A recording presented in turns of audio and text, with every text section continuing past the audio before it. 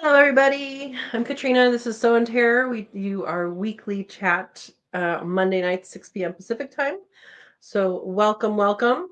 I hope everybody's doing well, and I hope if you are um, needing to prepare for another hurricane, that you are not going to watch this while you're doing this. So if you are preparing for another hurricane, please do that instead of this. Um, I hope everybody's doing good. I'm doing well. I did want to kind of tell you guys tomorrow's video. I kind of have some takeaways from all the hurricane information for me and my reaction to that. This year has been not this year. This week has been particularly a reflective time for me. So you guys will see that tomorrow, and hopefully people in the next path are prepared and hopefully evacuating if you need to evacuate. So with that, we will talk about homesteading type things. And last week we talked about preparedness. I kind of want to do another of that this week, but I'm not going to unless people bring it up. All right.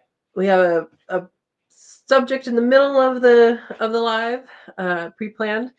And other than that, we're talking to people. So let's see who's here. Let us know who you are, where you're from, what you're growing.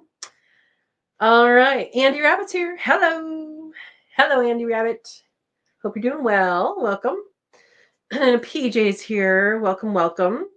I set the Katrina's Kits is the membership for this channel. So if you're watching, there should be a join button underneath if you would like to join us.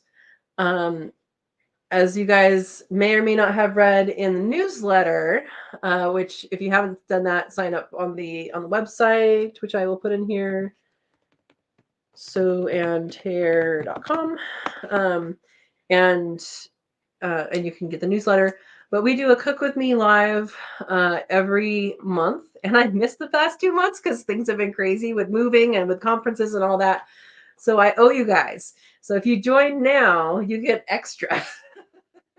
So we're going to do the 19th and 20th. I put on the newsletter 11 a.m. We might switch that around depending on people's schedules, but we're definitely going to be making bear claws, which is amazingly yummy. And I'll be sending out that those ingredients soon to the Katrina's Kits. So, yes, hopefully everybody can make it. But welcome. Verna's here. Welcome, Verna. Verna is in blue with a little wrench. She's Vay's place. And if you want to grow things in a very small area, she does things in an apartment. So check her channel out. All right, Steve's here. Steve's early. Welcome, Steve. Hope all is well. All right. Quick question for Steve, and yes, it does have to do with random preparedness stuff. Steve had a bunch of kids under his wings at QuailCon, and everybody had a walkie-talkie. I am wondering what the range of those are. I think you said they're like a couple miles, right? I'm just wondering if a regular walkie-talkie is something that everybody should maybe have. All right. Dawn's here. Welcome, Dawn. Awesome. Welcome, Dawn. And Dawn has another surgery coming up, so that's good. That's good. Oh, Verna, what's happening Wednesday? We're keeping Verna in our thoughts on Wednesday. Did I miss something? Oh, yes. Okay. Landlord stuff. Got it.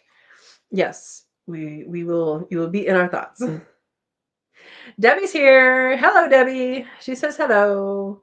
Welcome, welcome. Dawn says, gee, Wednesday is a big day for a lot of people. Plus all my Florida friends. Good luck. Yes. Yes. Another hurricane. Man. I'm trying to think of who all was from Florida from our viewers. Has anybody heard from 340 Quail Farm? Because I haven't seen anything from him. I know we talked about the EcoFlow before the hurricane hit, so I'm hoping he's okay. And I always get confused on who's from Florida. Anyway, hopefully our peeps are okay. Buster says hey to all. Hey, Buster. All right, everybody's saying hello, hello, hello. Steve stole all those kids. I know you had kids and grandkids and people just dropped people off. Oh, there we go. They were advertised at 2 miles, but only 1 mile in real life testing. Okay. And probably less in hilly situations. But yeah, some sort of walkie-talkie would be a good thing. Yeah, that'd be a good thing. So, yeah. If you guys hear drippy drips in the background, that is my reverse osmosis underneath the sink. So I don't know. Can you guys hear it? Sounds like someone's peeing in the background. So for my filtration system, that was the last step, and it is to get the aluminum out. So I have aluminum in the no. I said no because I read Verna's nope. No, you can't hear it? Okay. Because aluminum is, the particulate is so small, a lot of filters don't work for it. And for my test, it was in the yellow. And so it means, okay, well, maybe you should look at this. It's not quite bad yet. But with everything going on with research with aluminum and Alzheimer's connections and all of these other things, I'd rather not have it. So got my UV filter for the bacteria, got my, I don't know what's called, pH up canister, something to increase the pH so it's not acidic, so it doesn't pit pipes, and then aluminum. And the person who looked at my filtration stuff or looked at my water quality said, that's what we need to take care of. Once you have that, you have perfect water. So I had pretty perfect water before, but there you go. All right. PJ says, oh, wait, I gotta go up. Dawn says, I have some handheld ham radios that are also CB radios or walkie-talkies too. Yeah, those go a lot further. Don't you have to be registered or something for some of that? Oh, no. PJ says, I finally tasted the nasturtium flowers and leaves. Flowers mild flavor, leaves much stronger, like radishes. What kind did you plant? Because the flowers were definitely not mild for the ones I tasted. Well, okay, some of them might have been. I did a taste test for nasturtiums, so I don't know if everybody saw that or not. Let's see if I can find it easily. Nasturtiums.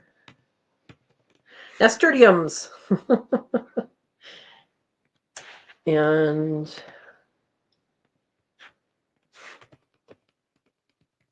taste test. There we go. Yeah, and they were nicely flavored. Radishy type flavor. Kind of. So they taste exactly like papaya seeds, but I don't know that most people know you can eat the seeds. I don't enjoy papaya, but I like the seeds. So I don't know. And Dawn says, no one peeing in the background. Good. I can hear it.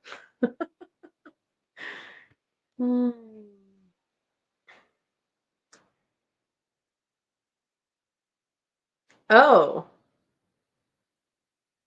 Dawn says you liked one, but the other one you didn't like. Tasted more like mustard. What are you guys planting? Orange flowers and leaves lighter flavor than the yellow ones. So they do have different tastes, and that's something I didn't really realize until this year when I did my taste test, just because I had so many planted in the yard. And I definitely have favorites. I mean, like I think it's called Empress of India. That one's a really good one, and that's a trailer, a vine kind of thing, climber. Like they don't have tendrils or anything, but they'll go up something. Yeah, yeah. Don says I use pH up and down on my hydroponics. Yeah, it's pH up. Up makes it more basic, right? Yeah. Because it was 5 point something. I think he said the aim is 6.5, but it hasn't been retested. So I'm actually wondering if we retested things coming out of the tap, what it would be. Yeah. Andy's back. What's happening, y'all? The live is happening. And a bunch of crows flew over. A bunch of crows flew over earlier today, like a bunch. So I think they're grouping up for winter. We have been getting temperatures into the 30s at night, and 40s and 30s. I only had a couple of leaves on the zucchinis kind of crinkle up, and then no real frost, like tomato ending frost or anything. So yeah.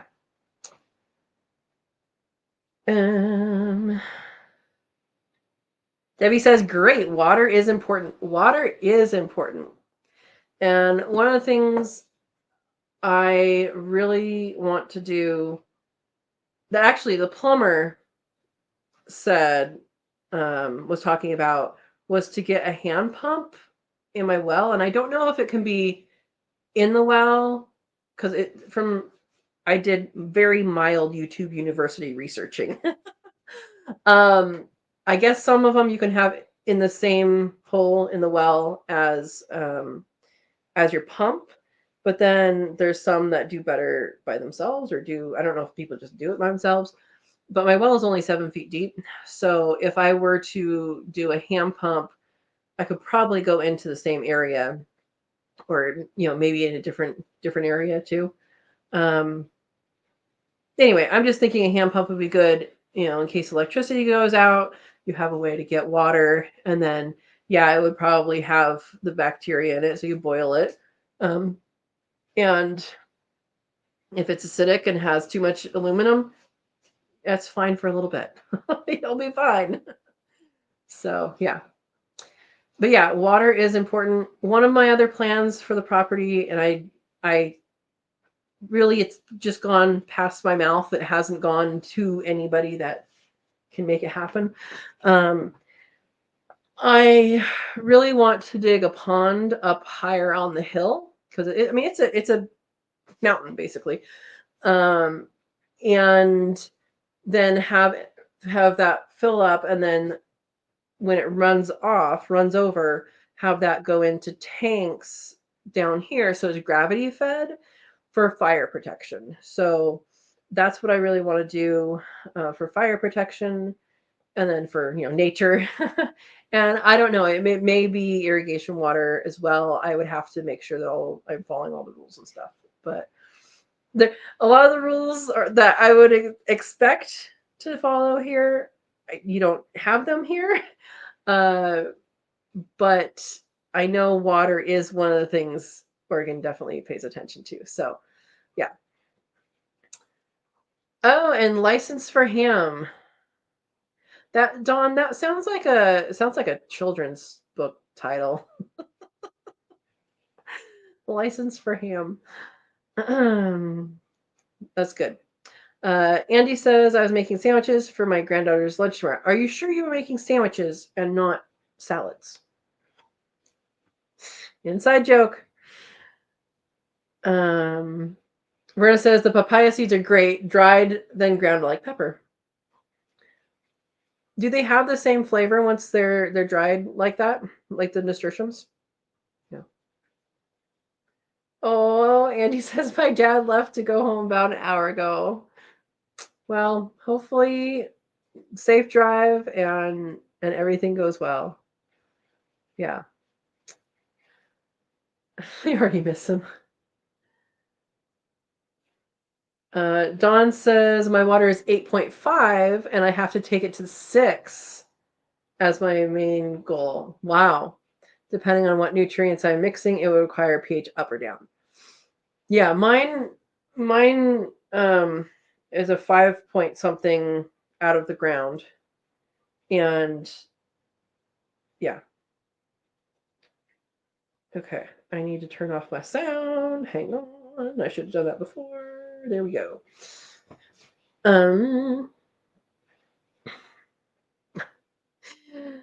Debbie, Steve and Andy are, there's backstory.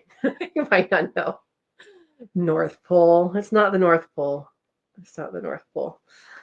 All right. PJ sold 3 piglets today. And baby bunnies, didn't make it. Did Mama pull more out of the nest? That's her first litter though, right? Sometimes the first litter doesn't make it. And then she had them on the wire originally, or not on the wire. I think she made a nest, right, on the wire, and then she just made the nest outside the box. I wonder if she said she fed them, right? They have full bellies. I don't know. Hopefully it's just a first-time mom that will do better next time. If you want to rebreed her, you can rebreed her anytime. There's not really. I tend to wait a few days just to give mom a few days off. But if she lost them, she can be rebred. Andy says, "Well, Don, he was planning on it. Oh, but then he got too tired yesterday. Oh, when you're 80, he doesn't get around the best sometimes. Well, hopefully he has a good trip back." Yeah. Everybody's saying sorry for the bunnies.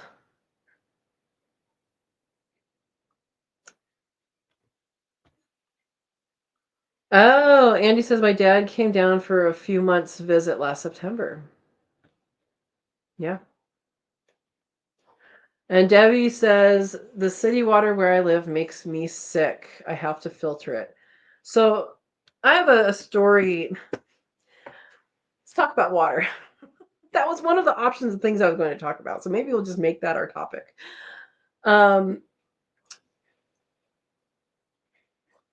When I was little, I was in Southern California. We drank the water out of the tap. No one ever knew about, filters. I don't even know if Brita filters existed then.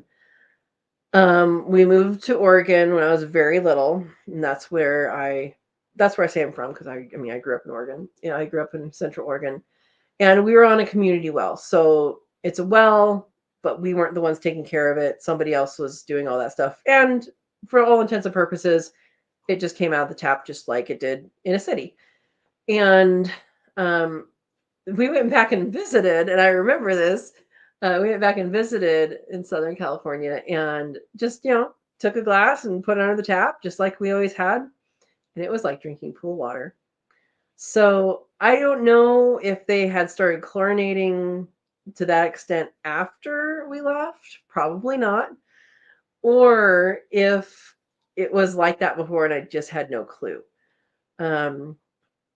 So when I was in Oregon, I grew up. That was drinking water was good. It was good all the time.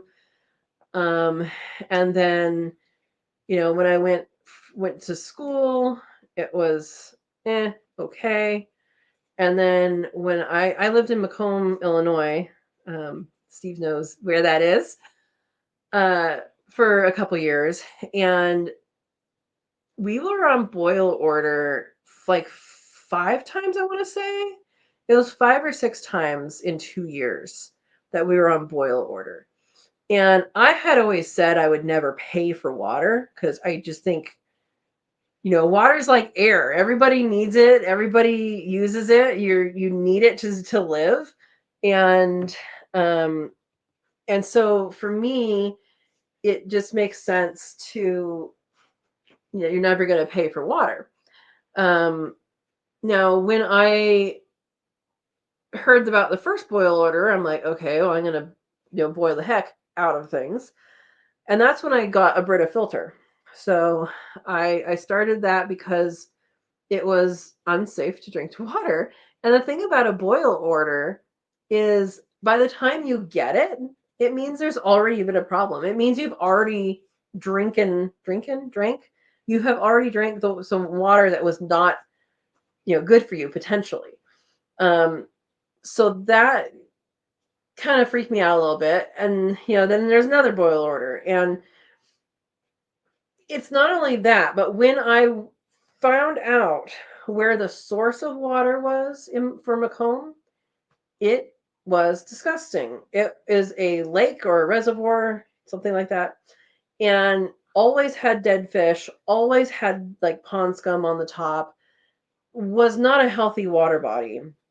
And I could tell at that point why they were always on boil order.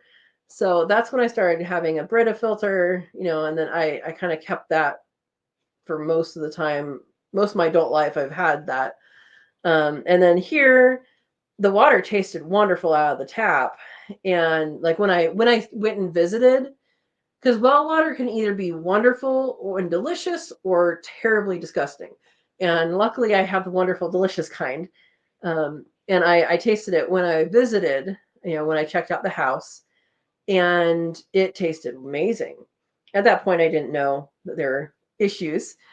And the people who lived here for 17 years didn't know that there were issues or didn't care, or, maybe they knew about them, but it wasn't, affecting them. So I said, whatever. Or maybe they didn't know. So I said, okay, this water is really, really, really good. And I was just, going to drink it. But then, when I bought the property, they did the well test, and I did the extra. There's an extra test. At least here it's called like the extra 35 or 35. I don't know what the name of the test is, but there's 35 different things they test for on top of a regular test. And that meant I needed a little bit more filtration, and it tastes basically the same. Tastes a little bit different when I compared the two, but now that I'm only drinking that, it's fine. This glass has a little bit of a blue tint, but yeah. So that has been my experience with water. Something else to note with water from the city is chlorine and chloramide, I want to say it is bad for your plants. It kills off a lot of bacteria. So that's what it's there for. It's to kill bacteria in the water. But when you're watering your plants with that, it actually does harm the bacteria in the soil, which can, if there's enough of it, can affect your plants. So I know there's some filters that are out there that filter things out like that. I know Boogie Brew. Okay, I need to really put together the videos from a quail con and from the National Heirloom Expo. Let me see if I can find their website. Boogie Brew. They do like worm casting stuff. Really, really nice people. And they absolutely love to talk about things. But here's Boogie Brew, BREW website. In case you guys are wanting to know about either kind of filtration for your garden, give them a little boost, or compost teas, because they're really, really, really into compost teas and know a lot about it. And I'll be sharing a video later about talking with them. But they actually have what is it called on the website? They have a thing you attach to your hose. I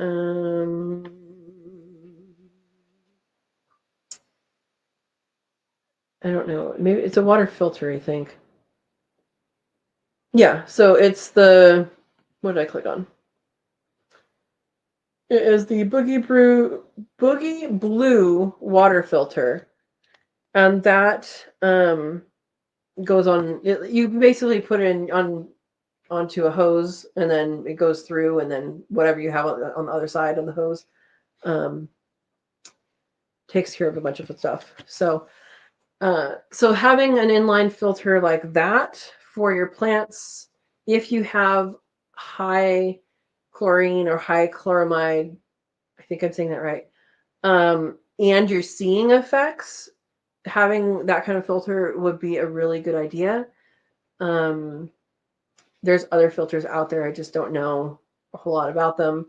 I've known the Boogie Brew people I met them at one of the heirloom expos. I don't know.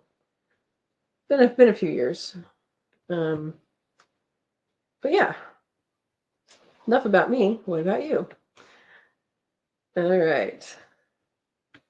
PJ says, yes, actually had 6 I missed. Wow.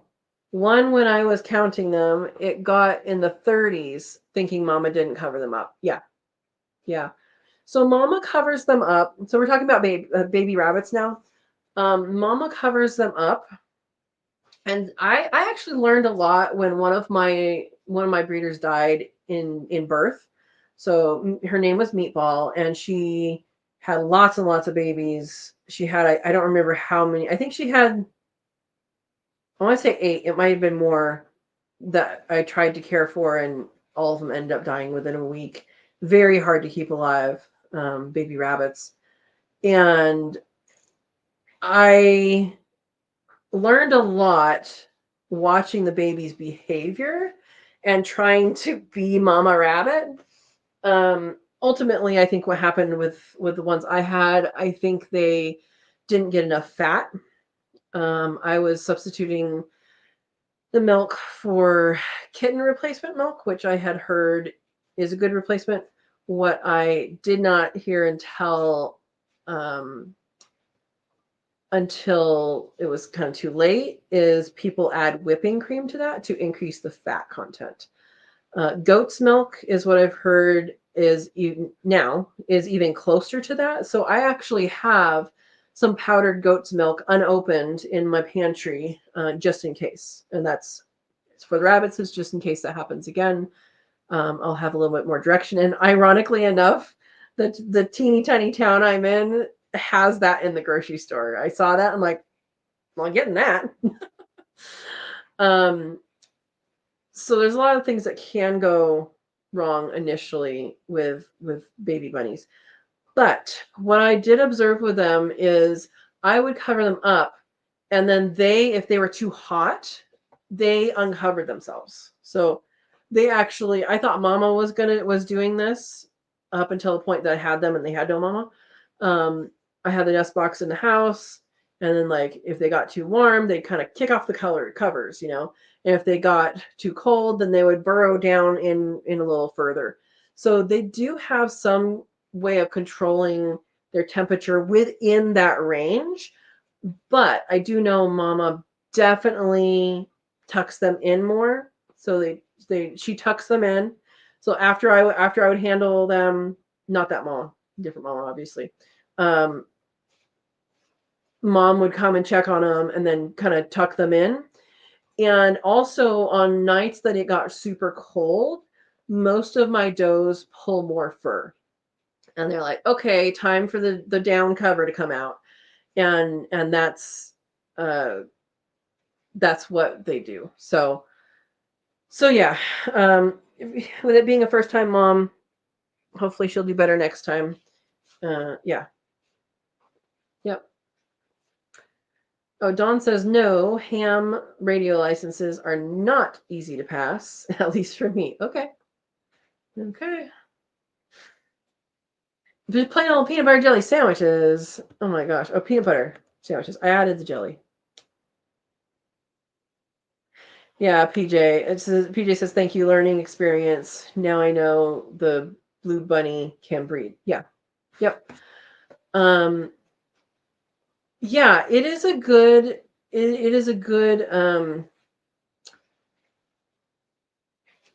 when you have animals you're going to deal with losses. And I know PJ knows this. She has more animals than anybody here, I think. When you have animals, you're going to deal with losses, and that happens, and it can still be hard. However, learning from those losses is how you make a better situation for the remaining individuals. So, yeah. So hopefully that helps. And PJ, I didn't check Facebook yet. Did your nest boxes have that little part that goes on the top?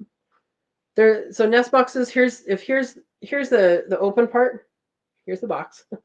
This is the open part. There is a part that goes like this, that when mom jumps out, it's supposed to catch the babies and kind of knock them back into the nest. Yeah. Debbie says I figured. I don't know what you figure, but that's good.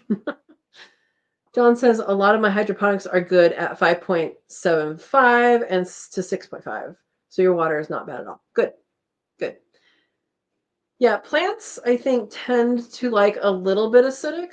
I don't know how much acidic is too acidic for, I mean, some plants do better with acidic and some plants don't. So, yeah.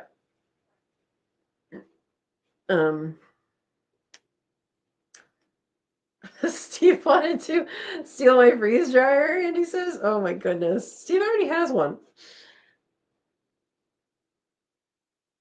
Oh my gosh. Okay, Nestbox did not have that. So PJ, that's something to consider adding, and it's super easy to do. I've never had a baby out. Like, I've had them out when they're like a week and a half old, too early, too early to be out. But I've never had them out fresh, and I don't know if that's because they detach when mom is done nursing, or if that's because they got knocked in because that bar is there. Something to note. I think it's important to have that there. A lot of people don't have it, and it works just fine.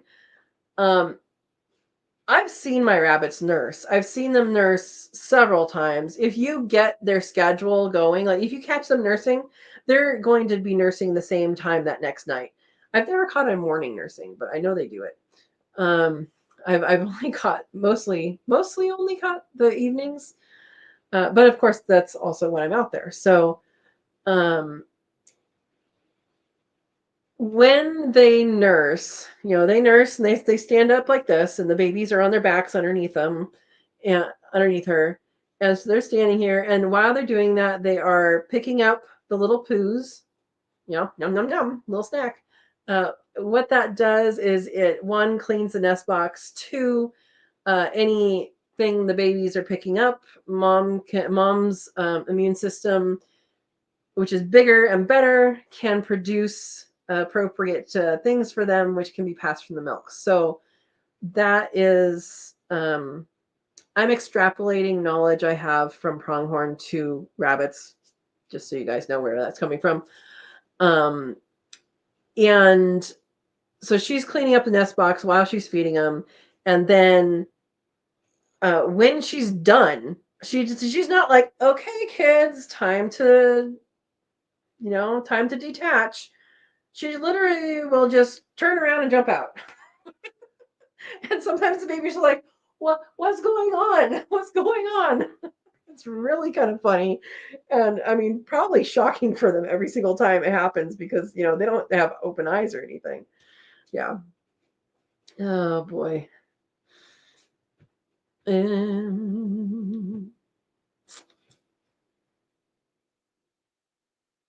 I gotta scroll up. Scroll up, scroll up. Oh my gosh, I missed a lot.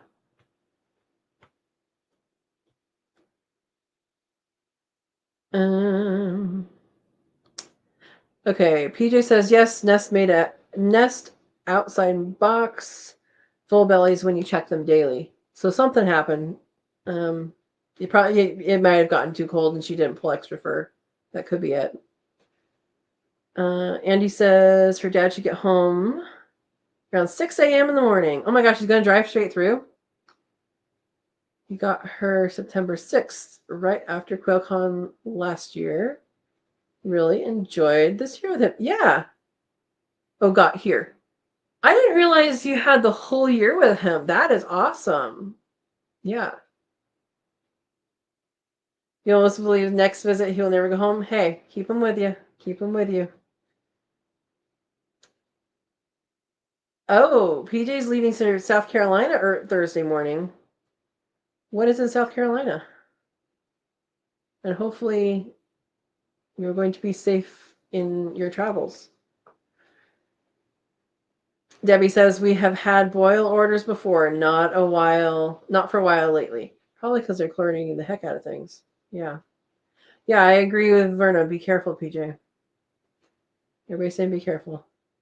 Andy says, Katrina, when the ice storm hit Texas, we paid $8 something for a case of water. I bought 2 for me and my dad. We complain if we pay over $4.50 here at home. Yeah. Yep. Yep. Oh, Steve says you don't like drinking water from Spring Lake in Macomb. Is that the name of it? I don't remember. It's filled by it's fed by groundwater from creeks and tributaries.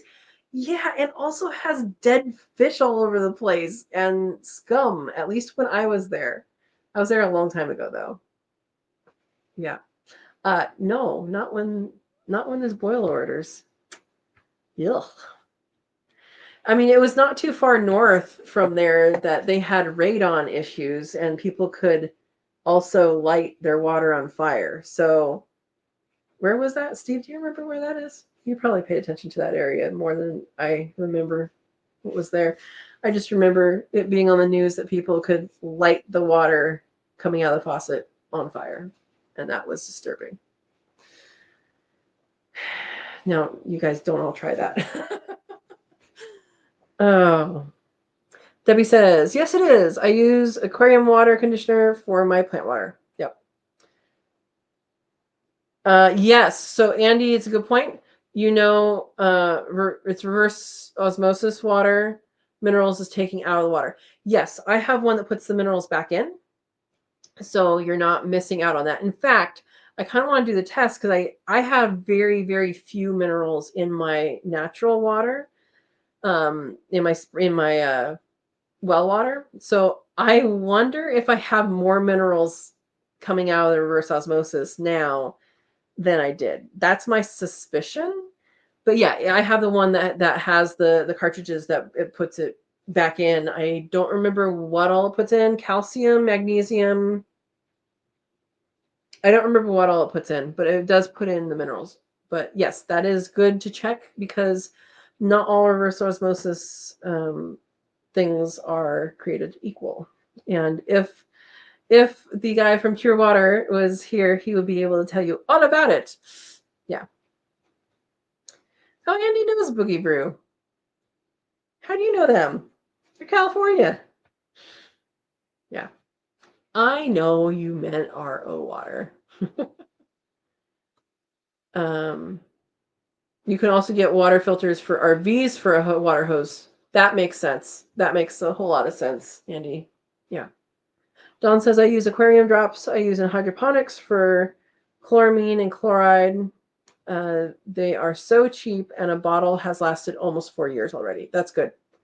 That's good. There's a deer in the front yard. Hi, deer. Do you have your kid in tow?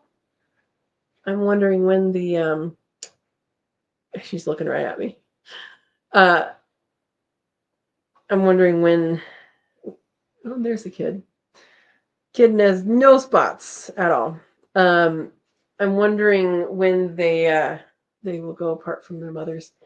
Something got shot last night. I don't know what. I heard a shot. I was editing videos out on the porch and it was already dark.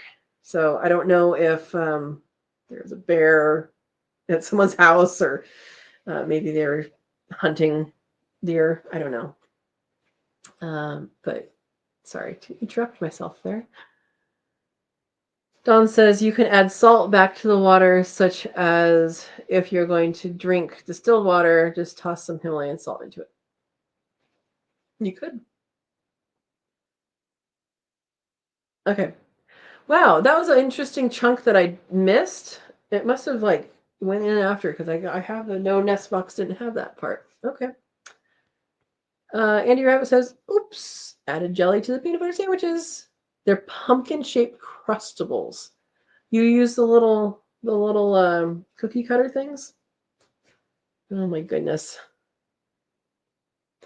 Berna says those metal nest boxes do not have those lips on them. I never had a problem with that lips. Yeah, like I said, I don't know if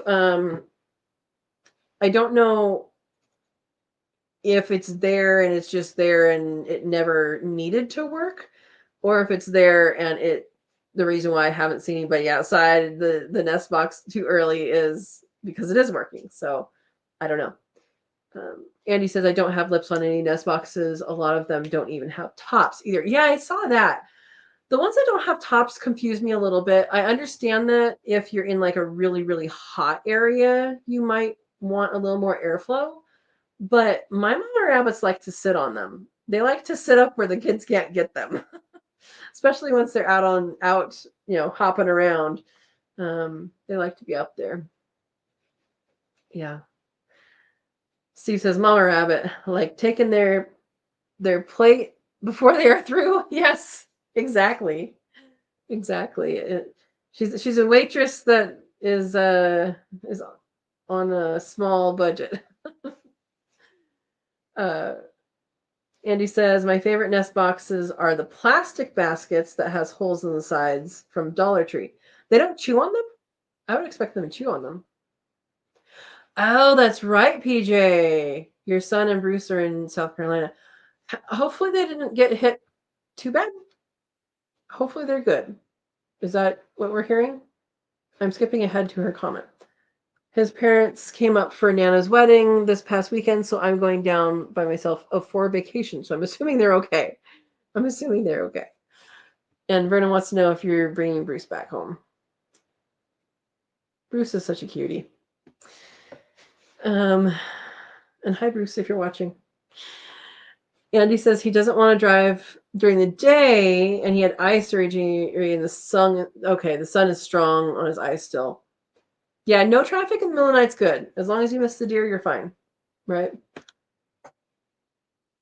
Okay, east side of North Carolina on Route 95 should be okay for PJ. Okay.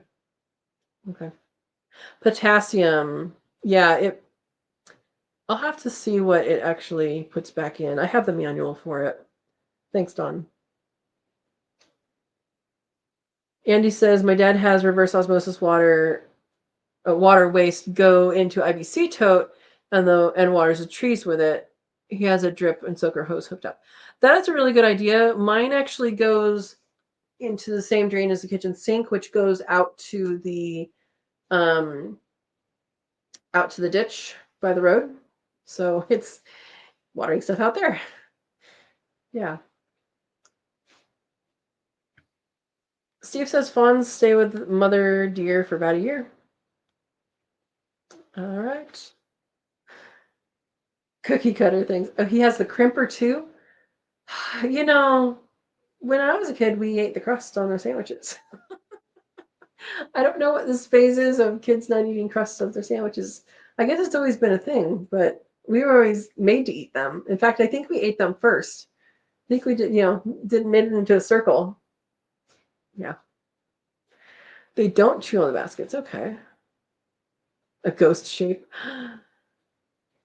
Okay. PJ says yes, they're okay. No issues. Got it. Good. I am glad that they got missed because it was a horrific event. And then just the fact that Florida is going to deal with another one is tremendous. It's tremendous. Andy says if one does,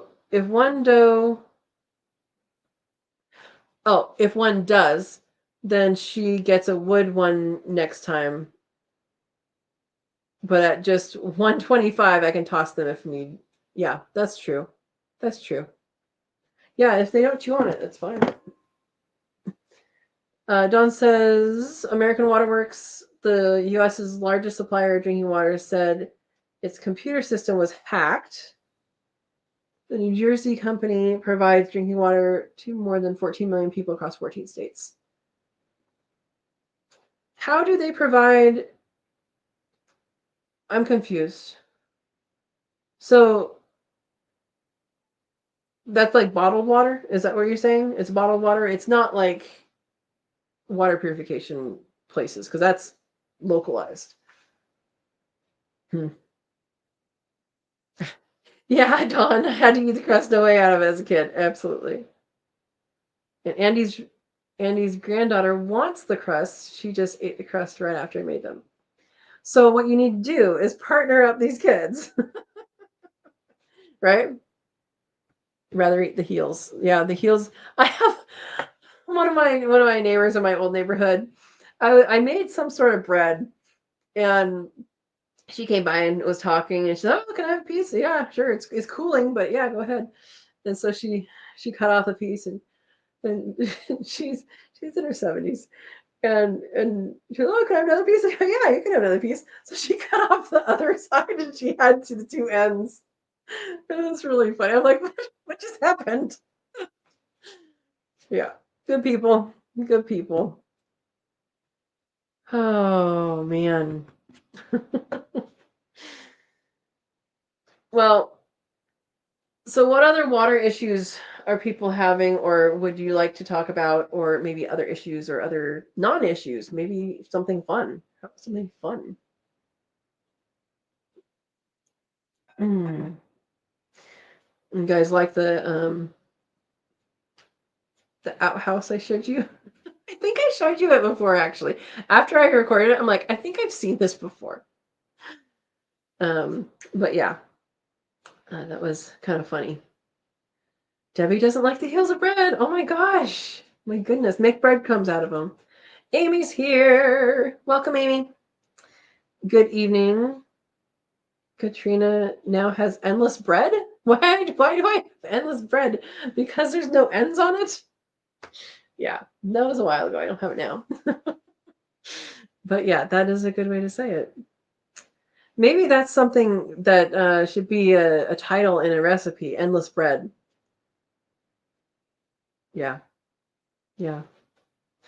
Yes, Debbie, the outhouse was very rustic. So the cabin, which you guys will see a little bit more of, I'm kind of not showing you really a lot of it until I'm ready to work on it. But you'll see a lot more of it depending on what I get done. It's either going to be this week or next week. I'm shooting for next week. I already recorded it, but I want to have some other things up for this week. So you'll see a little bit more. But the cabin was built in 1969 and 70, and I'm assuming that's when the outhouse was built, but maybe not. It does look pretty old, so I'm not sure how old it was. Yeah. Dawn says, I don't have water issues. I have a big Berkey filter. You missed the outhouse thing. It was at the end of my weekend review. That's all.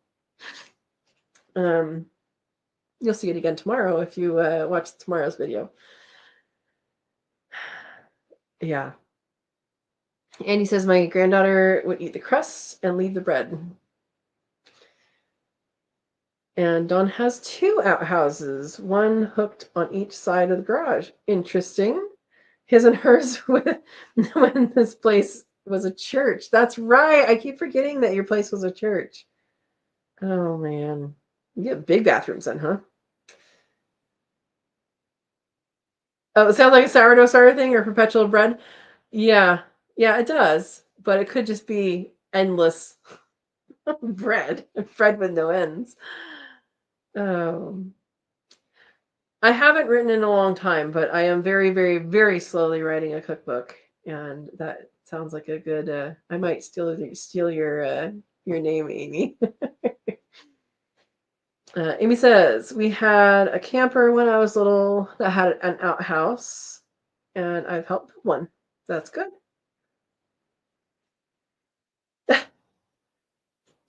Just as long as you don't put any salad on the crust. Oh boy. Dawn says one outhouse for hers has pink toilet seat. The other one has a blue toilet seat. Isn't that funny how they used to do that? Like they used to have like the tiles were the colors too, right? Like the tiles in the bathroom. Yeah. Yep. I know. Well, I do have an outhouse. I don't know if I should trust the floor or what's inside of it, but it's there. And yes, it is rustic. So yeah, I'm assuming what would that make it? It's the it's the it's the 20s now, guys. Uh, so that's like 50 years old. Is that how it is? And it looks pretty permanent, so I don't know how deep it goes. Oh, yeah. Or if it goes deep. I don't know if there's a bucket underneath or whatever. I don't know.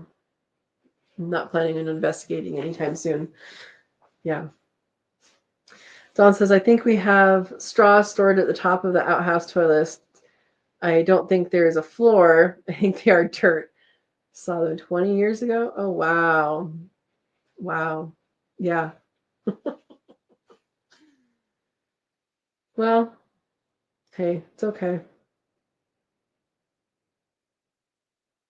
Amy says you can get dehydrated sourdough starter. You can. You can. I have a friend who has offered, he has some really, really good sourdough starter. And he's probably going to wait until he comes up and visits, which I don't know when that would be. But he has a method where because I love to bake. I hardly ever bake now because then I just eat it. And I do not need that much baking goods in me. And I don't have an office to take it to anymore. Oh, the office used to get a lot of things. But yeah, I need to get some of his. And he says the way he does it is he treats it in a certain way that you basically bake with it once a month. So you don't have to make a weekly, you don't have to take care of it weekly. It's more of a monthly check-in, which is pretty, but you can cook with it more. But yeah. Steve says it's only permanent until the hole fills up. That's true. That's true. And he says, I wish I could have made it to Baker Creek's festival this weekend. Yeah, any of their festivals are good. I've only been to the one in California, but I would imagine all the rest of them are great too because they're good people and they have good stuff going on. Dawn was going to go the year she fell. Yep. Well, they have them every year and they actually have multiple things there. So yeah.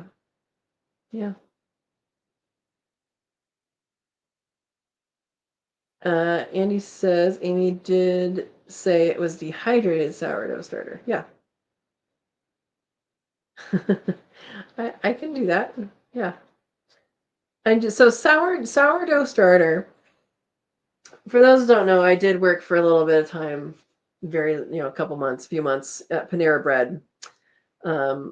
Way back in Iowa, way back when $5.15 was the going rate an hour. Yeah, yay, Iowa, federal minimum. And so they taught us about we had to know we had pass the test on things we know about bread. But the sourdough starter for Panera comes from St. Louis every week, I guess. And it's a specific sourdough starter. Or not sourdough, it's a specific starter. And with that, starters are started in particular regions. So like there's a San Francisco type of bread, and there's, San Luis type of bread, and this kind of, it picks up yeast in the air. So you can pick up yeast in the air. You can add yeast from like grapes. So how grapes become wine is they get crushed, and the yeast on the outside of the grape goes into the juices and starts that fermentation process. I don't drink. I know way too much about alcohol. But you can add yeast from different areas, or collect natural yeast. So how you collect natural yeast, and I've never done this before, is you set out flour and water mixture, set it out somewhere, and something will colonize it. And so that sounds interesting.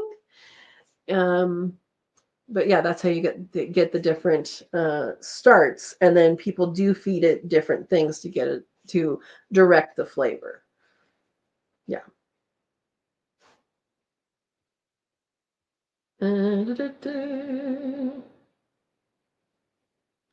Andy and Dawn are going to go together. That would be good. And Dawn says, I'll know by the weekend if I can walk in the future. One leg is doing really good since Saturday. Good, good, good. Hopefully the other one does really good too. Yeah, so Dawn's surgery is Wednesday. Won't be up to doing anything but standing at first, and it'll take a couple days before I can start actually walking, if their PT has help or if I have to wait. Oh, okay, to go. Yeah. Yep. Yeah, let us know how you're doing. I know Dawn's gonna miss a few lives. She warned me. And we'll keep you in our thoughts, just like Brenna is saying. Absolutely. Andy says, I had a friend send me some dehydrated sourdough starter right before all this legal stuff started, so I haven't started it yet. Hopefully it hasn't got tossed out by someone. Yeah. Yeah, sometimes you have to be like, don't touch this whole area of the house because I have stuff going on there. Yes, those seeds on the plate are to save. You end up training people. If there's a plate and there's things on it that looks like seeds, leave it alone. I get it. Dawn says hospital PT only has one person. Oh, brings in a CNA who can't hold anyone up. Oh my gosh. Okay. Well, we're hoping. Yeah. Steve says 5.15 was the minimum wage from 1997 to 2007. Yeah. Yep. Quite the span for the minimum wage to stay the same. Yeah. Andy only lives an hour and a half away from Baker Creek. Oh my gosh. Yes, you need to go. And Amy says, slow and steady wins the race, Dawn. Yeah. Yeah, you have a lot of people pulling for you. For sure. For sure. Dawn says, I can drive. I can kick too. Now I could hit the brake when I needed. That's important. That is important. Oh, Amy says, my first minimum wage job was $3.25. Wow. Wow. Yeah. I think my first job was Oregon minimum wage, which I think was like $7.25. And then it would have been what, like 6 years later that I then take a pay cut from, like, I was in school and working as a what was it? Was it $8? It was either $8 or $9 an hour to work for the cafeteria at school and at my undergrad. And then from going from like a school worker to minimum wage, which is down, it's so weird. Yeah. Yeah, Andy, you could get some more, I think, if it did get tossed. Verna says $1 an hour for her first job. My goodness. Dawn says this is the hard part of the journey now. It will be a long and slow because There are 2 surgeries close together. Very close, actually. Yeah. Oh my gosh. 25 cents an hour from PJ. What? What was this a real job or was this a, hey kid, go feed the dogs job? My goodness. 181 at a union employee for Steve. Okay, babysitting, $2 an hour. Babysitting, yeah. Minimum wage has not increased since 2009. Wow. Was that in, like, is that federal or is that some state? Because that's not good. Because things have changed, guys. Things have changed. Brenna says, my mom got mad. I was making as much as she was. Oh my gosh. I still done a milk crate to wash the dishes. Yep. Yep. Dawn says, my first job was 14 in a soda shop. I have no clue how much they paid. Paid in soda, right? Oh my gosh. Debbie has to go. I had a great time. See you guys later. Thanks for stopping in, Debbie. Thank you. Yeah. Okay, babysitting job. That makes more sense, PJ. Yeah. Eric's here. Welcome, Eric. Eric, are you going to join us on the 19th and 20th for Bear Claws? Hopefully you'll be able to come or see it after. Yeah, hopefully you're doing good. Welcome. Eric says, I decided to quit my job as a personal trainer because the weights were too heavy. I just handed in my 2-week notice. That's a good one.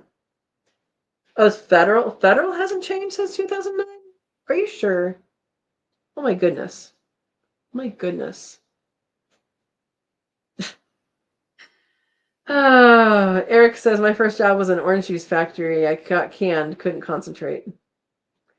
Eric, I don't know how your brain works this way. You're always mostly on topic with your puns and jokes. It's great. You just have like a bank in there somewhere, huh? Speaking of concentrate, like orange juice, this happened like, I don't know, 3 weeks ago or I don't know when it was. I got orange juice at the local grocery store, and I was like, oh, I'm going to donate blood, so I'm going to get some orange juice. Vitamin C helps you uptake iron and all that stuff. And I looked at it and I said, oh, Umpqua. Now, Umpqua, for those, you may know it as an ice cream brand. It is a dairy in Washington that's very well known. It's well known like Tillamook is. And Tillamook on Umpqua, and Tillamook and Umpqua, I think, are on par with each other. They are really good quality, really good practices, all that stuff. And there's orange juice, and I didn't even think, why would I, like, oranges don't grow in Washington. Why would Umpqua have orange juice? Did not even think about that. I don't know. My brain was busy thinking about something else. And it was not very good. It tasted like, you guys remember the concentrate that you get in the can and you have in the freezer and then you mix it up with water? It tasted like a watery one of those. I was like, well, at least I'm getting vitamin C. Amy says, I told my suitcases we weren't going on vacation. Now I'm dealing with emotional baggage. Okay, federal minimum is $7.25. That was a big jump from $5.15 then. But it's still not great. Yeah. Amy says, green peppers have 4 times the vitamin C of oranges. What kind of green peppers? Just any green pepper? Yeah. Ohio minimum wage is $10.25. Yeah. California is up there. I think it's like up to 12 or 15 now. I don't know what it is here in Oregon yet. I mean, I probably won't know unless I see it. Yeah, dairy making oranges. What kind of cow is that? Well, you've heard of creamsicles. What's wrong? Andy says they say the bell pepper has the highest level of vitamin C. Bell pepper and I do not get along, so that would not be happening. Eric says, I'll try to make it, but I've been swamped with doctor's appointments. Hey, take the doctors over bear claws. But we appreciate you being there. Oh, yellow bell pepper is not a green pepper. Bell peppers. Okay, yeah. Bell peppers and I don't get along. You guys can eat all you want.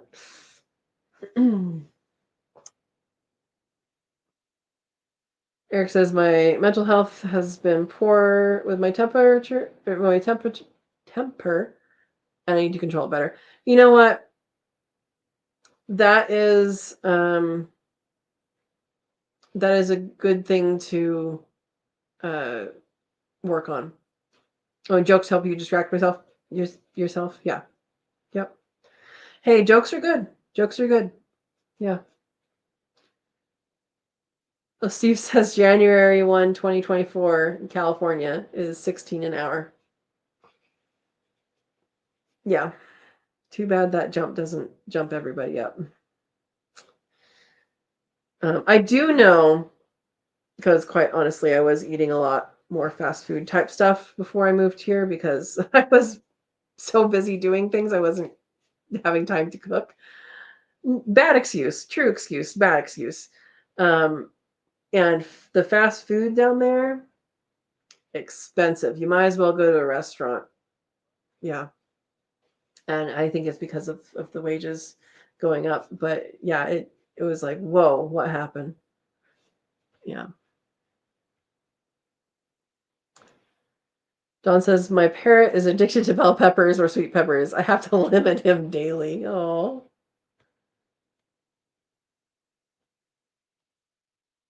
Oh, Illinois is right behind California? You guys are trying to get me to eat bell pepper. It's not going to happen.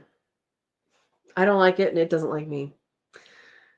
Steve says a cup of chopped red bell pepper contains 190 milligrams of vitamin C, while medium orange contains 69.7. Okay. Yep. Yellow bell pepper has 184 of vitamin C per 4 ounces. What? Thank you, Google. Yeah. Yeah, Amy says mental health is real, and my zoo/farm is pretty good therapy. Absolutely. Animals in general are really good therapy for that. It's really, it really is. It's having animals like, okay, so Ringo, the kitty, the black kitty you guys see in the videos, he's a lover boy. I mean, you wouldn't know it by all the scratches on my arm.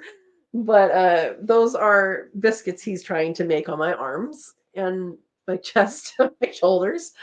And he just loves it so much, and he just sits there and goes like this. But he sits up here and he purrs like constantly. In fact, I'll be reading something or just watching out in the hills, and if he stops purring, I know he sees something. And I look, okay, let's look at that thing over there, the deer or whatever. The coyotes were going last night. But yeah, having that purr right there is a really, really good thing. Animals will help tremendously. Yeah. Don says my friends shut down their restaurant when waitresses were ordered at $10 a couple of years ago. Yeah, I mean, I understand people should be paid more because everything costs more. There is a balance, and I don't know what that balance is, but there is a balance between how much you can actually raise menu rates and stuff, or menu rates. You guys know what I'm talking about.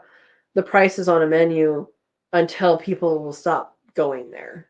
I mean, like I said, if you go to, you know, I don't know, some fast food place, that versus regular food that have been paying their employees well all along, you might as well go to the better food option, you know?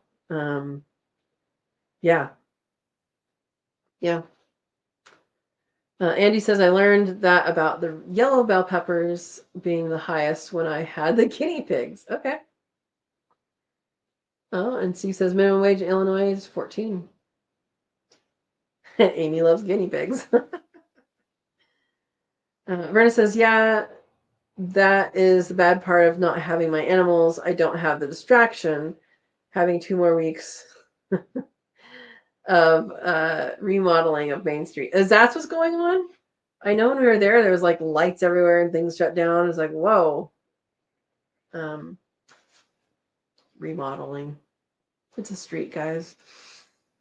Oh, it's going up again for Illinois, Dawn? They're following California. Yeah.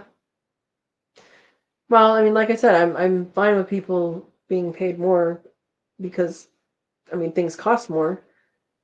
But at the same time, there's some consequences that people might not be thinking about, or maybe people don't care about it.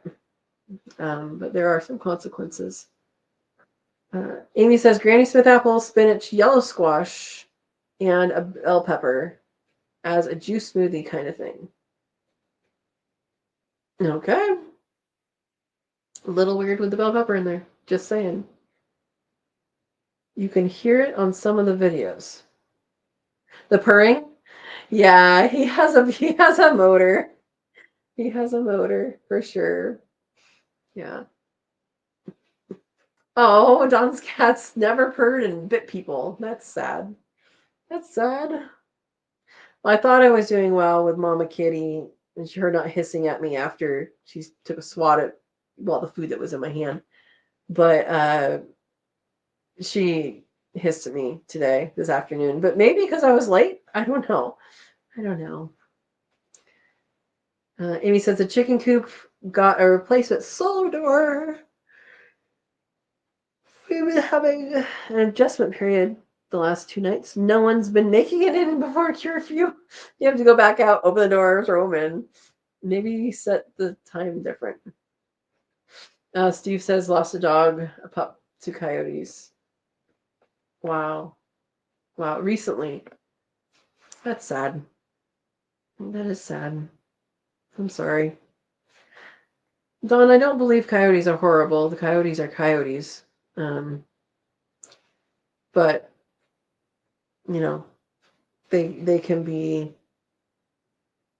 positive and negative depending on what you look at. They eat a lot of, rats and squirrels and, that kind of stuff. Mice. So that in that sense, they're good. They're predators on the landscape that keep other predators a little bit at bay as well. Yeah. Yeah. And Amy says, "Oh, Steve, I'm so sorry. Fur kids are like family." Absolutely. Andy says there is one place here that their club sandwich was $9 a few years ago, and it's $12 and not a double club anymore. I don't eat there anymore. That's exactly what I'm talking about, Andy. And part of that, it's compounding, right? So the materials to make that sandwich, the ingredients increased, and staff costs increase, and they're trying to sell you something at a cost. So they need a profit. So it's a bunch of things. Oh, Eric made a Facebook post about bell peppers in the group. Let me put up the Friends of Sow and Tare Facebook group.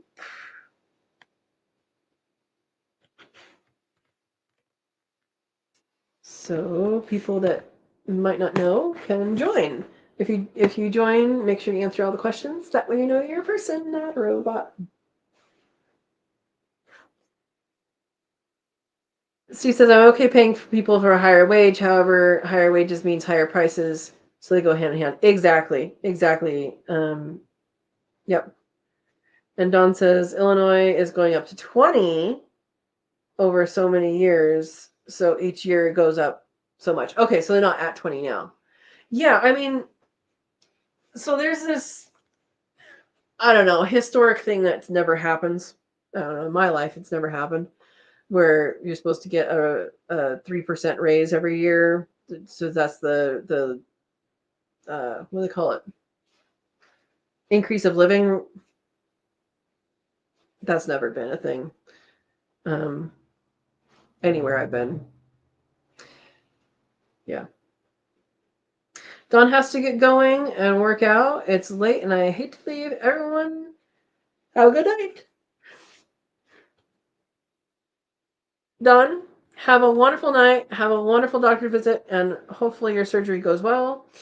And yeah, good things going your way.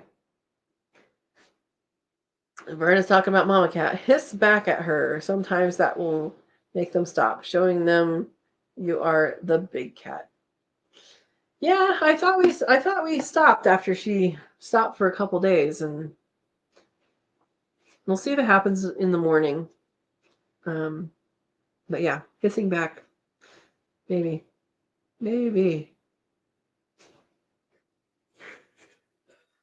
Yeah. Steve says Don, Illinois needs to attract more businesses so they can pay those wages. Poor people are hurting in Illinois with no jobs. Yeah. Don says coyotes will kill your dogs and animals down the street. You don't walk out the door. Oh wow, they're so thick. Wow. So I know coyotes get thicker when they don't have the bigger predators, meaning mountain lions, bears. When those are in the equation, I think the coyotes tend to be kept in check, just like coyotes tend to keep fox populations in check. So it's kind of like the bigger animals affect the smaller ones.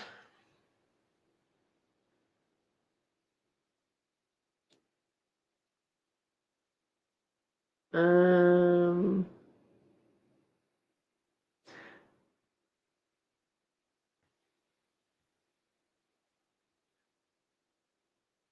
and Andy says the price would have been okay, but taking away half.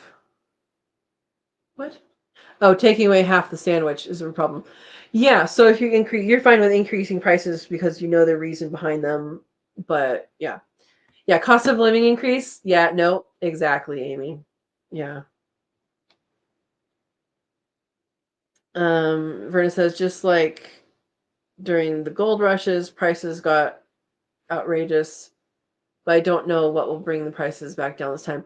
They're not. I don't think they're going to be going down. Yeah, shrinkflation. Exactly, Amy. Exactly.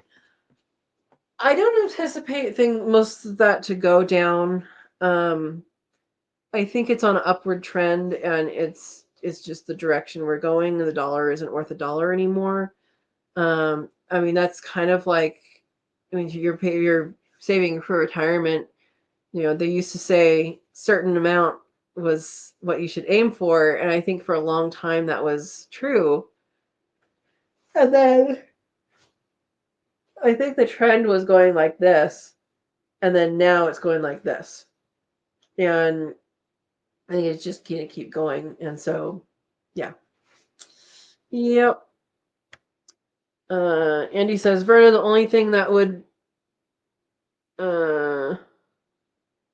is if more people grew their own everything, veggies and meat. Yeah. Yeah, that would help. It would make, it would probably make wheat more expensive and corn more expensive and sugar more expensive, stuff like that. But yeah, I mean, if anything, it helps you. if you do it.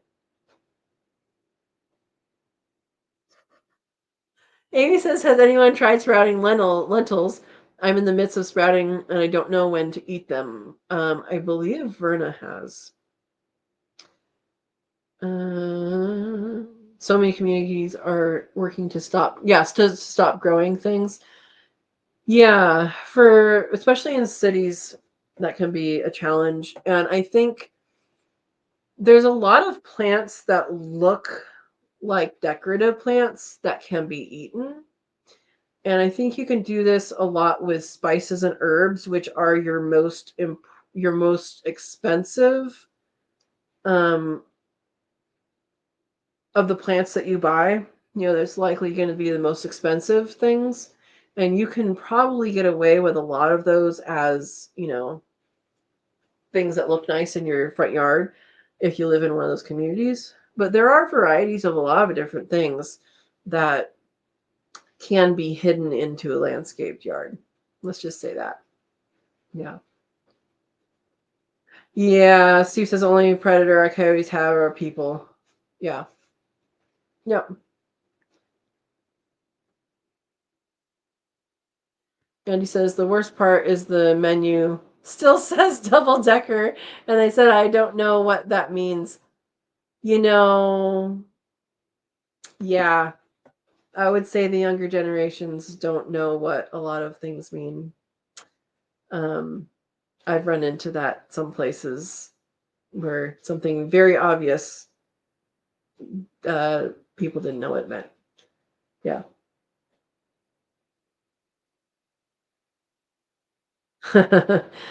Verna, maybe. Yeah. Amy says there's a group of guerrilla gardeners who grow in the between spaces of a town, and their tagline is plants don't need permission. Yeah. Oh, and Steve is saying eat the sprouts, to Amy for the lentils.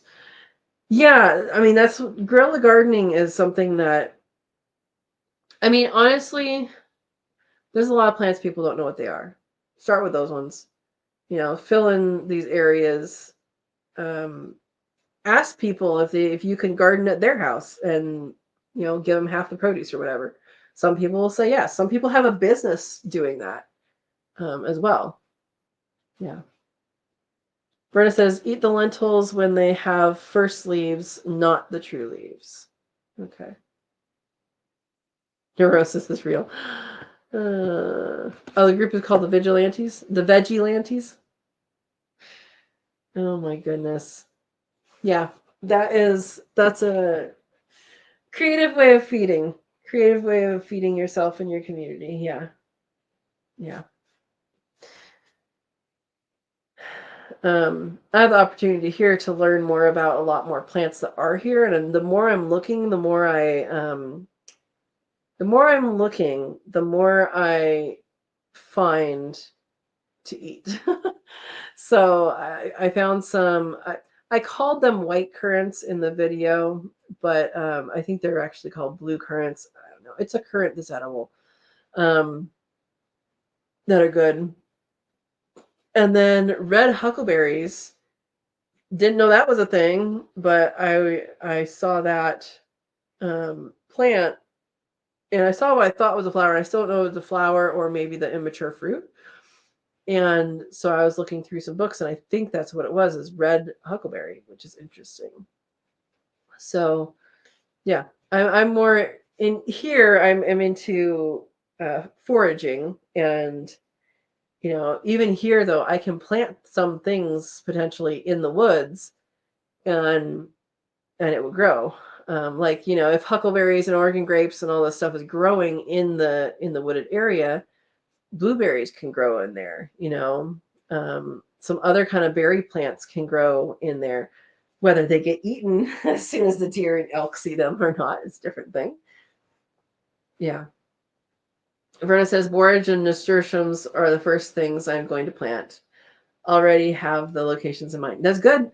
And borage is a plant that readily seeds. So if you get, yes, she doesn't want to be a vigilante. If you get borage started, it's gonna go crazy. Yeah, borage is, for those who don't know, borage is a annual plant that tastes like cucumber. They're really grown for the flowers, but you can eat the leaves too. And thank you, Amy. If you dehydrate them, like I have a video actually. You can use it as let's see. How do you spell that? Ziki. There we go. I use it in ziki sauce. So in place of cucumber, I used it in ziki sauce. Borage use. There we go. Yeah. So that is a video on that. But yeah, borage is a good one. Flax would be a good one. That's going to be a seed crop, but it grows pretty flowers, and you don't need to water it. You would probably scatter seeds along the pathways or something. And Amy. And yeah, saffron. So saffron, people won't know what saffron is, and it's up for such a short amount of time, 2 to 3 weeks, that they'll miss it. The flowers only last 1 day, maybe 2, if you're lucky. Yeah. Yeah, saffron would be good. And that's something that you don't water either. You need it in a well-draining soil, the saffron. And it should be good. If you are past your frost, chia is another one you can grow. I know that started when I was in Gilroy. I just sprinkled it out. Both the flax and the chia I just got like from the store and be like, I'm gonna plant this, and I threw it out and it grew. And order more saffron bulbs. Yes. Baker Creek has them, and Dutch Grown is where I got them from before, and I think that's where I'm going to get them again. I might get some Baker Creek.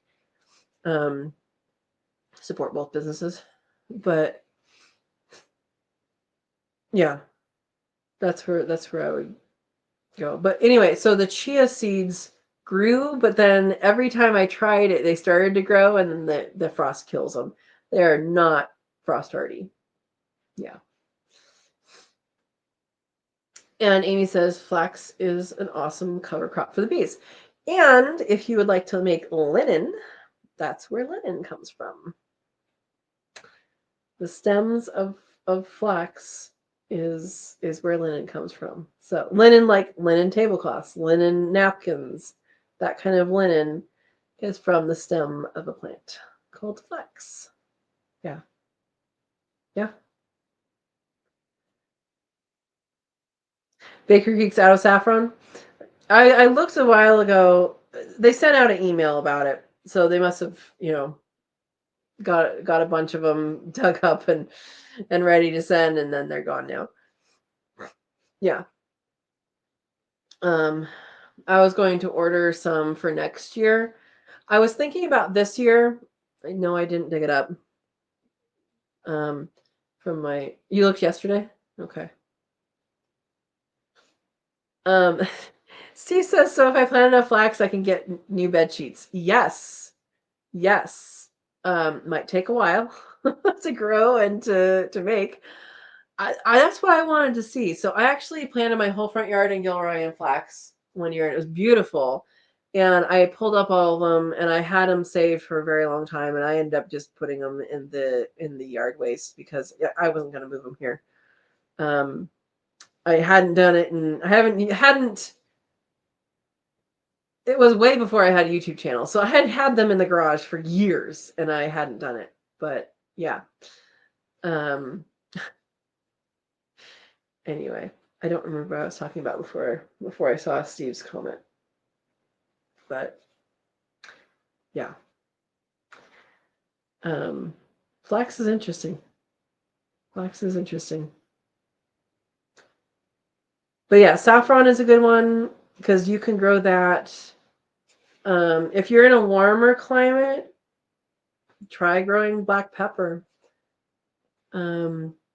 It doesn't overwinter well, but I was going to try it when I was in California. I was going to try it and I never did because I was going to say, oh, I wonder if I could like bring it into the screen and porch in the winter, like I do with my peppers, but I never did it.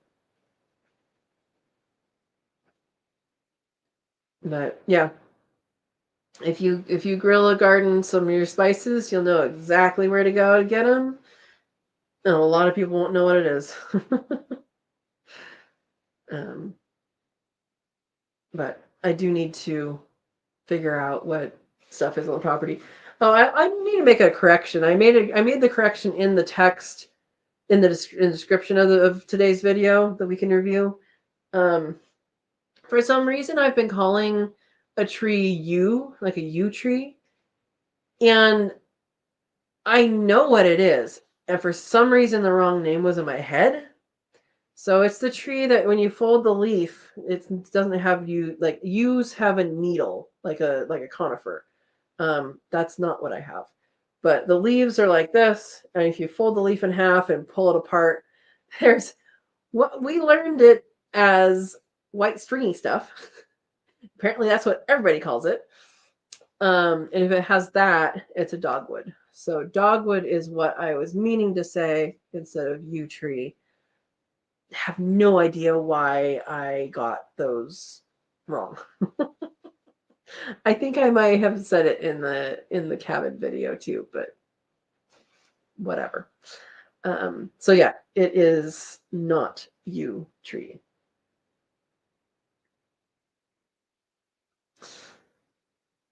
Andy says, I think I'll get some saffron off Amazon. Sounds good. Make sure it's a saffron crocus and not a non-saffron crocus. And they, at least in California, I don't know worldwide or whatever, but basically the week of Halloween is when things started blooming for me down there. And Verna's getting some saffron nasturtiums tomorrow. Amy says, plant trombosino squash on the down low. People will fear it and steer clear.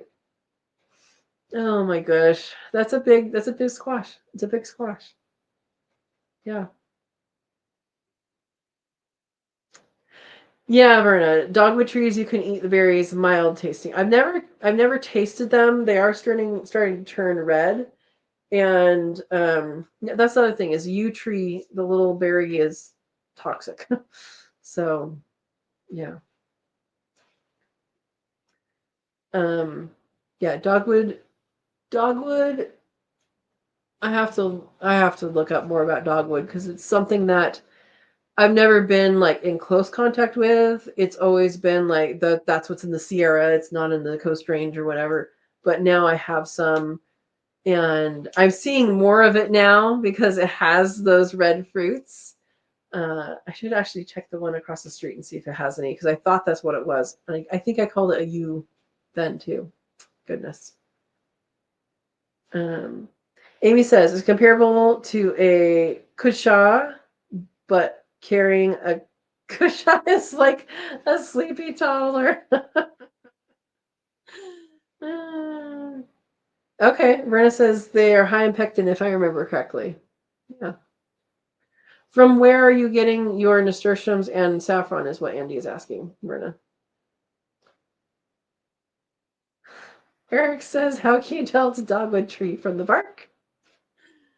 Oh, funny. From the leaf and from the fruits. The fruits are pretty identifiable. Yeah, Amazon. Yeah, the fruits are pretty identifiable from the dogwood. I was assigning the wrong name to it. I knew what I was talking about. I knew all the properties of it. I was just saying the wrong name. So sorry about that, guys. Yeah. Yeah. The one tree you can tell from the bark here is the madrone. They're related to manzanita. And if you are too hot, you're overheating, then you can put your wrist on the bark and it will cool it. So that red bark it has something in it, I never remember what it's called, but it has a coolant effect. And so that would be what cools your blood because your veins are close, your blood vessels are close to the surface there. Amy's asking, dogwood fruits are slightly spicy red balls. They are red balls. I don't think I've ever eaten them. And I don't actually know if there's a process you have to go through or not. I haven't looked them up. I did look them up a long time ago, but I don't remember. Spiky, not spicy, or spooky. Autocorrect is going to kill you tonight. Yeah, they're kind of spiky. They're not like spikes, but yeah, they're like have these little points. Let's find dogwood. Dogwood fruit.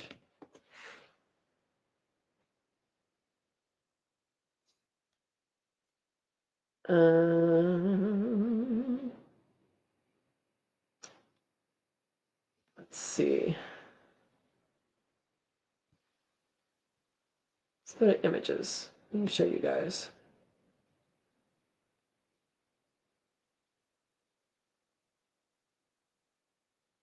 Well, okay. Let me show you guys this picture. Present. Share screen. Share screen. Dogwood fruit. Share. All right, so this is some examples. It looks like they have multiple different kinds on here. And some things that aren't dogwood. But yeah, they have little bumps. I don't know what kind it is. It may be Pacific. I wonder if I type in Pacific, what we'll get. Pacific. Let's see what happens. Well, give us kind of the same pictures. Anyway, there you go. There you go. There you go. Amy says the inside is grainy and slightly sweet with a large seed. You think you have a Kousa? Kousa. Kousa. Oh, Kousa dogwood. Okay. Maybe. They look like crunch berries. You talking about the cereal? I have not had that cereal in many, many years. Yeah. How funny.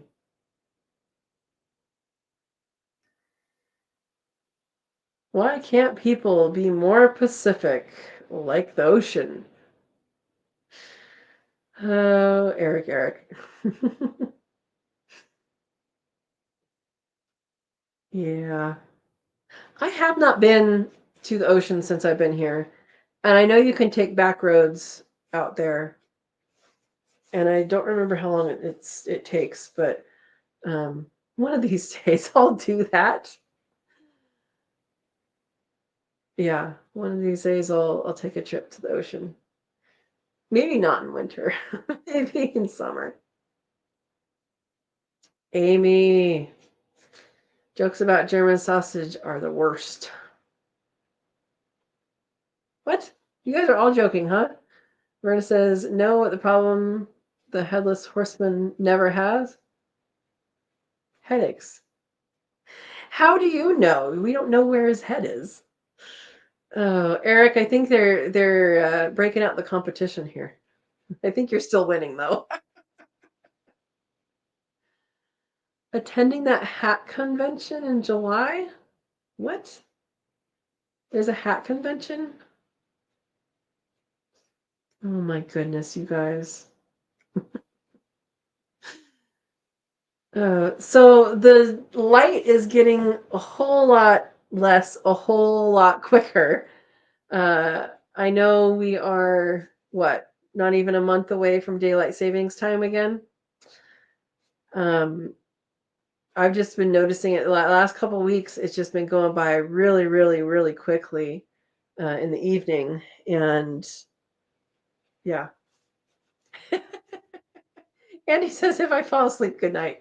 Good night, even if you don't fall asleep.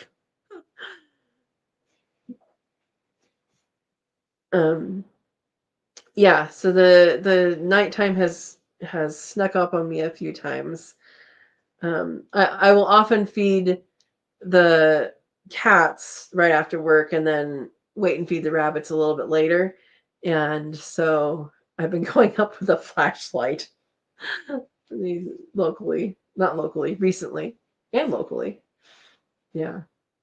Amy says, a problem the headless horseman never has, attending a hat convention. Trying to raise my joke game. Keeping up with Eric is tough. Yeah, I know. He's the king at it. Verna says, soon I'll have to have a flashlight to walk Lucy at our 7 p.m. walks. Yeah. Yeah, and that's something I'm going to have to see. I don't know. Like, I have to get used to the different different daylight hours. Let me say that differently. The different photo periods. There we go. Because it's been a long time since I was year-round in Oregon.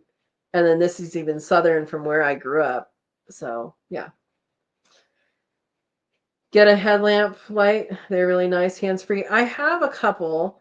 I have like an official one for doing red-legged frog surveys that is non-LED and has like C batteries. And then I have little ones. I actually don't know where my littler ones are. I think they're packed in some other gear. I don't like the newer headlamps. They don't have, they're LED, and the LED lights that they have that I've seen don't actually go very far. I do have some LED flashlights that I actually got from Harbor Freight that do go very far and are very bright. But for headlamps, they don't seem to be very bright anymore. And I don't know. It's not that they're not bright. Like, it's bright right here, but like 10 feet out, you'll lose it. And so when I'm going up to, to see the rabbits and the chickens in the night, well, chickens light stays on until 9. But if I'm seeing the rabbits, at night, I want to be able to see what's around, Yeah.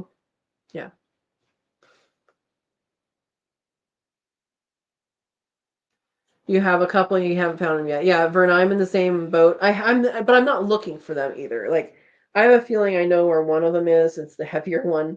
The other stuff I think is with camping stuff. Eric says, where do cats go when they lose their tails? A retail store.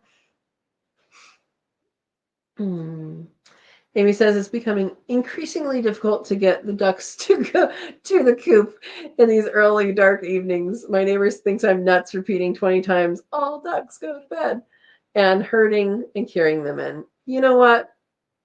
That's fine. They can think that. Yeah. It's kind of funny. I'll look in sometimes when I go feed the rabbits. I'll peek in at the girls, and their light will be on and they're all in bed. But if they hear me or they see me, 2 of them will jump out. Oviraptor has not really figured out the ramps yet. She kind of walks on things until she gets to a spot that she feels comfortable with just jumping down. The other girls just come down.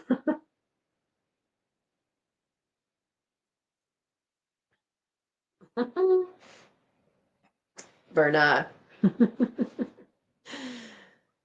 Oh. Where do cats wait to pay their taxes? The feline. That's a good one. Headlamp is essential for morning chores before work. I honestly don't have many morning chores. Pretty much check the water for the bunnies, and when it's cold, I don't really need to do that if it's colder because they don't drink a whole lot of water overnight. They drink most of the water during the day. They eat most of their food during night. Go figure. So I do nighttime. Now I will be putting, here's a water. We're back to water. I will be putting automatic water out there during the summer. I didn't feel it necessary to get it going right now. I did get the chickens a big water thing that plugs in and is heated. So their water, I won't have to do any like frozen trade outs. And I got one like a dog bowl like that for the cats. But I did do, I did get, well, I have them there. I got some rubber bowls for the rabbits. I know a lot of people use that. So I was going to wash those out really good and then try that with them, see if they can get used to them. They have glass right now. And hopefully they don't have an issue with that because I have at least one little picky lady who likes things just so. And yeah, so hopefully they'll do well with those. I didn't come upon a good system. I mean, I'm assuming most of the winter I'll have electricity, right? Well, we're assuming that. We'll knock on some wood.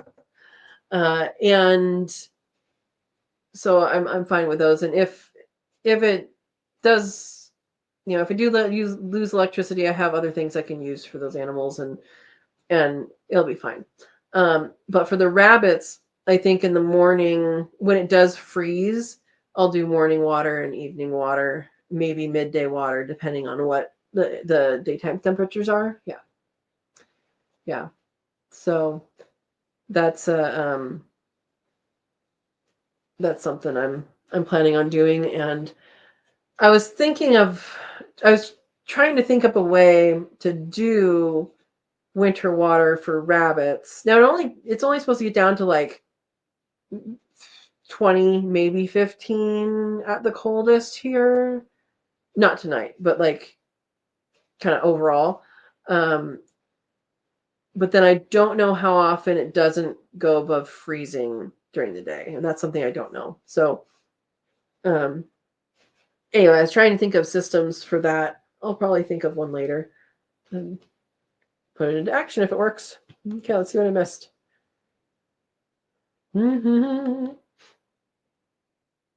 Headlamp is essential for morning chores. Oh, Amy says happy non-belated birthday, Eric. I be early. When is Eric's birthday? Happy birthday. Happy early birthday. Eric says, know how to make holy water? Boil the hell out of it. That's an oldie but a goodie. Amy says O2E44 again. Oh. Yeah, when is your birthday, Eric? Hopefully you have a good birthday. And Verna says, I hope you have a very blessed natal day.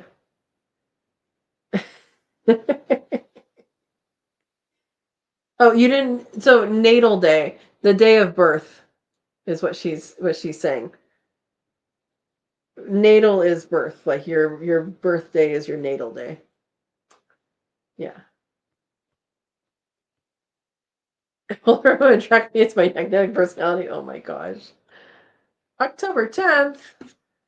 I know someone else with October 10th birthday. Yeah, happy early birthday. That's good.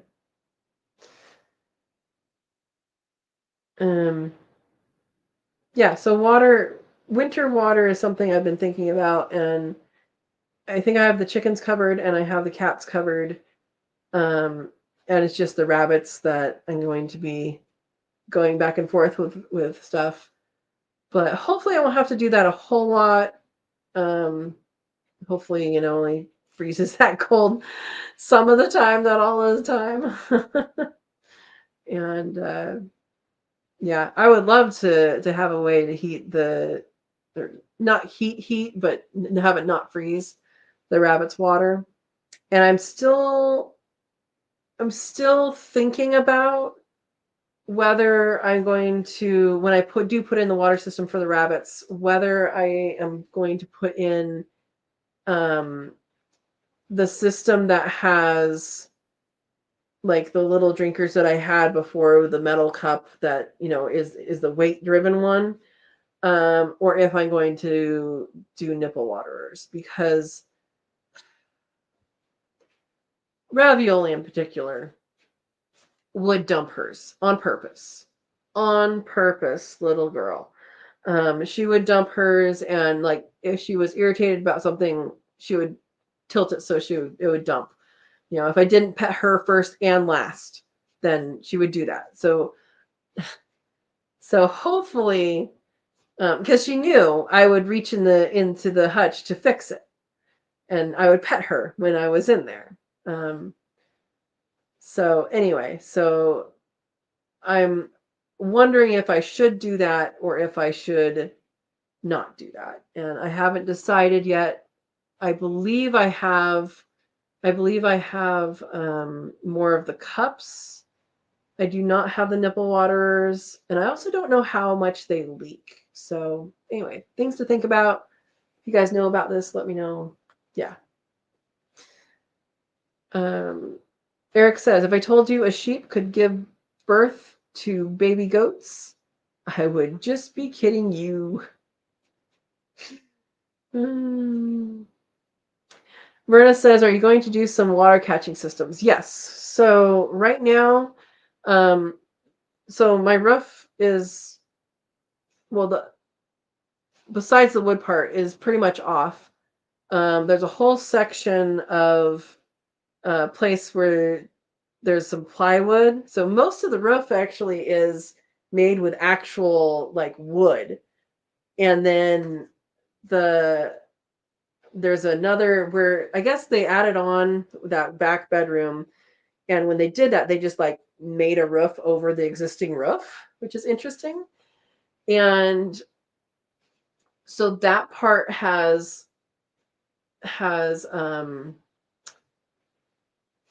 what's it called? Not particle board, the other one. Anyway, it has boards that are rotten, and so they're going to be replacing those. And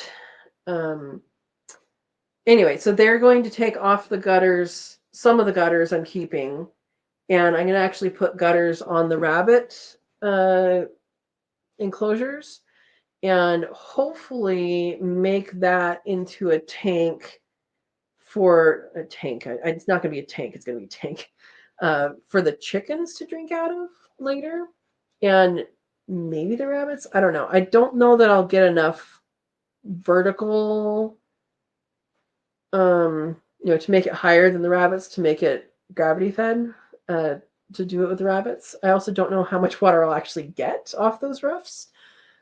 But then I was thinking about doing that for the house. I haven't done it. It's a little bit limited on much of the house. It's a little bit limited of where to put that. There is a hill in the back, and on the side, on this side, there's a very small kind of flat yard, and then it goes up a hill. And in the front, I don't know that I want to do it in the front, but that's what I want to do, the pond up on the hill, and then have that, any spillover from that, which it would spill over, would come and get caught into tanks. That's what I want to do, water catchment. Yeah. Good question. Amy says, is it too late to put a fall garden in a south-facing bed that is more like a 7B than a 6B zone? It depends on your frost dates. I would go based off your frost dates, and then look at your seed packets and say, is this too late or whatever? Oftentimes it's not going to be too late, but go ahead and look at your seed packet, because you can always cover them. And if you give them enough cover while they're growing, then that's good. The thing about fall gardens is that I don't even know that I can do much of one here. I'll probably end up planting seeds in a green stalk indoors. like leafy stuff. But there's a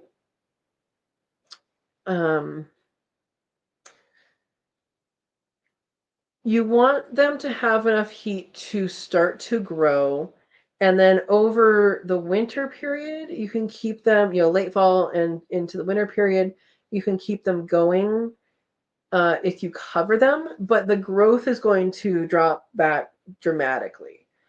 And so know that, and kind of have that as a live storage. So like if you do lettuces and stuff, then you grow it and then you're like, okay, well, let's eat some of this. Let's eat some of this. Oh, that's going to not grow very much. That's fine. But something you can look at if it is a little later, which it kind of is, look at most seed packets have a day to days to maturation. So days to maturity. That is the number of days between the day you plant and the day you harvest. Now for fall, you want to add some time. Add maybe 2 weeks to that because the plants grow slower in the fall. But if you choose varieties that have a short window, then you're more likely to get food. So like things like radishes would be good right now, things like lettuces, those kinds of things. And then I would check and see about, things like cabbages and broccoli. You may have missed the boat on most of those, but like maybe do a collard or a like chard would be good. And chard will grow through a lot of things. Like chard doesn't, if it takes frost well, it does really well. So try some of those leafy things and the things that have a shorter maturation time.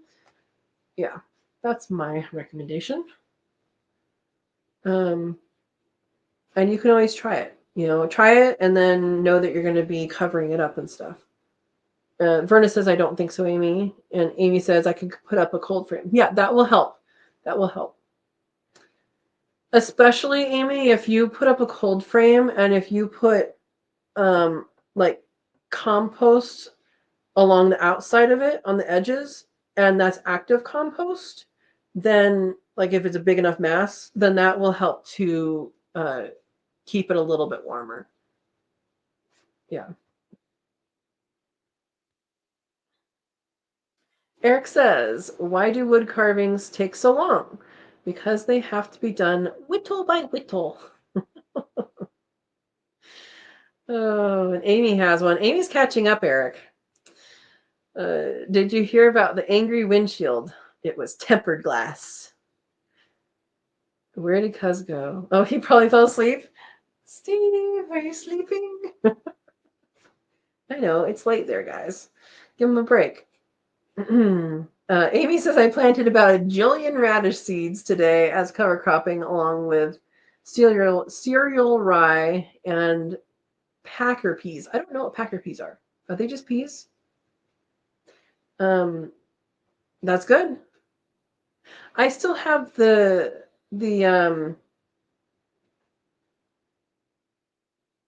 wheat? Rice? What did you give me? I think it was you that gave me it last year. And I didn't plant it because I knew I was wanting to move. And I was like, I'm going to save this. What did you give me? I don't remember the name of it. Anyway, I have it. I know where the containers are that it's in. Yeah, you're going to have to remind me when to plant these things. I think it was you. Either you or DJ. I think it was you. Eric says, what kind of trees grow in the bathroom? Toiletries. I'll show myself out. Yeah, there you go. There you go. Amy says, I have quail. My compost does aerobics and CrossFit. There you go. Yeah, I knew you'd have some compost. Yep. Eric. So good that I can sleep for hours. Oh my goodness. Oh my goodness. Well, on that note, should we all go to sleep? I gotta feed rabbits still. Yeah. All right. Does anybody else want to say anything or ask a question?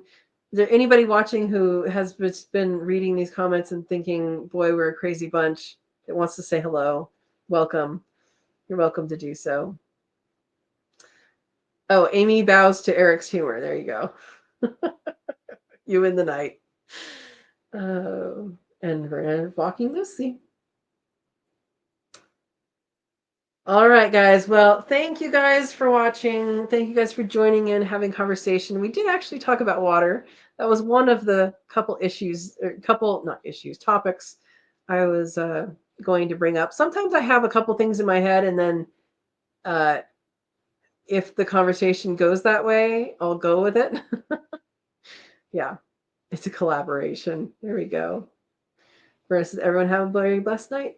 Yes, have a good night. And yeah, we have some more videos this week, and hopefully everybody is good and safe, and hopefully PJ is safe driving. Hopefully Andy Rabbit's dad is safe driving.